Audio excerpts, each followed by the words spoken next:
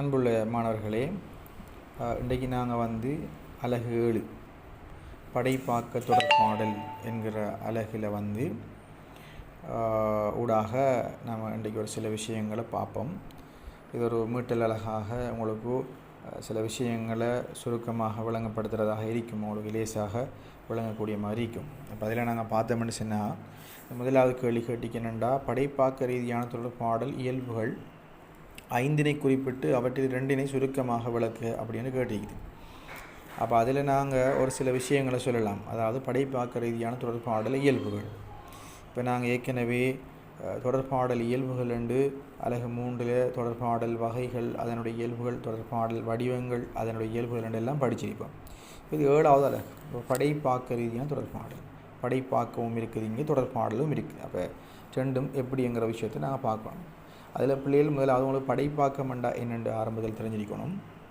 படைப்பாக்கம்ங்கிறது புதுசாக உருவாக்கப்படுறது.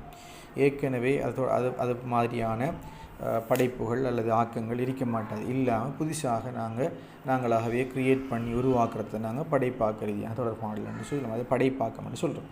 அந்த படைப்பாக்க அம்சங்களை கொண்டு நாங்கள் தொடர்பாடலில் ஈடுபடுறது தான் படைப்பாக்க தொடர்பாடல். இப்போ அதில் இயல்புகளை பார்த்தோம்னா, முதலாவது நாங்கள் சொல்கிறோம்னா உலகின் அடிப்படையான இயல்புன்னு சொல்கிறோம். பிள்ளைகள் உங்களுக்கு எல்லாருக்கும் நல்லா தெரியும், இந்த உலகம் இறைவனால் படைக்கப்பட்டது. இறைவன் எந்த ஒரு முன்னுதாரணமும் இல்லாமல், எந்த ஒரு சாம்பிளும் இல்லாமல் எல்லாத்தையும் அவன் ஐடியாவை வச்சு தான் புதிதாகத்தான் உருவாக்கினான். இந்த உலகத்தில் இருக்கிற எல்லா படைப்பினங்களாகவும் இருக்கலாம். மனிதனாக இருக்கலாம், காடாக இருக்கலாம், மலையாக இருக்கலாம், அல்லது வேறு ஏதாவது இயற்கை சார்ந்த அம்சங்களாக இருக்கலாம், நீர்வீழ்ச்சியாக இருக்கலாம். எல்லாமே இறைவனால் உருவாக்கப்பட்டது. அப்போ இறைவனால் உருவாக்கப்பட்டது எல்லாமே பிள்ளைகள் நீங்கள் பார்த்தீங்கன்னு சொன்னால், அது இயற்கையாக உருவாக்கப்பட்டது, முன்னுதாரணம் என்று உருவாக்கப்பட்டது. இப்போ அந்த வகையில் நாங்கள் அதை உலகத்தின் அடிப்படை இயல்பு என்று சொன்னால் படைப்பாக்கம், புதிதாக உருவாக்கப்படுறது உலகத்தின் அடிப்படையான இயல்பாக நாங்கள் கொள்கிறோம். அடுத்தது பார்த்தீங்களா பிள்ளைகள், புறச்சக்தி ஒன்றின் விளைவானு சொல்கிறோம். புறச்சக்தி என்ற என்ன, வெளிச்சக்தி. படைப்பாக்கம்ங்கிறது ஒரு ஆளுக்கு வெளியிலிருந்து வரக்கூடிய அம்சம் இல்லை, எல்லாருக்குள்ளேயும் படைப்பாக்க அந்த ஆற்றல், படைப்பாக்க சிந்தனை, படைப்பாக்க உள்ளுணர்வு இருக்குது. அப்போ அதை நாங்கள் தான் வளர்த்துக்கொள்ளணும். எங்களுடைய பயிற்சியினால், எங்களுடைய திறமையினால், எங்களுடைய முயற்சியினால் தான் நாங்கள் வளர்த்துக்கொள்ளணும். இப்போ இந்த உலகத்தில் எல்லாருமே இப்போ நாங்கள் பார்க்குற கிளாஸில் எல்லோரும் ஒரே பேட்சில் ஒரே வகுப்பில் எல்லோரும் ஒரே பாடத்தை படிக்கிறோம். ஆனால் ஒரு சிலர் திறமையாக இருக்கிறாங்க, ஒரு சிலர் படிப்பில் ஆர்வம் இல்லாமல் அல்லது படிப்பில் குறைஞ்ச மார்க்ஸ் எடுக்கிறத பார்க்குறோம். அப்படியே என்ன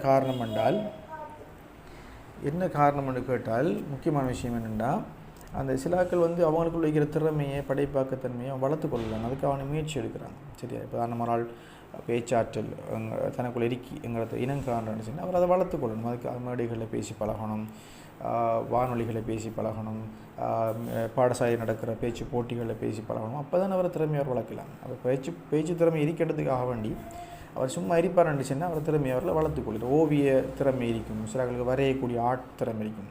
அப்படியானாக்கள் எல்லாம் இப்போ A லெவலில் ஆர்ட் பாடம் இருக்குது,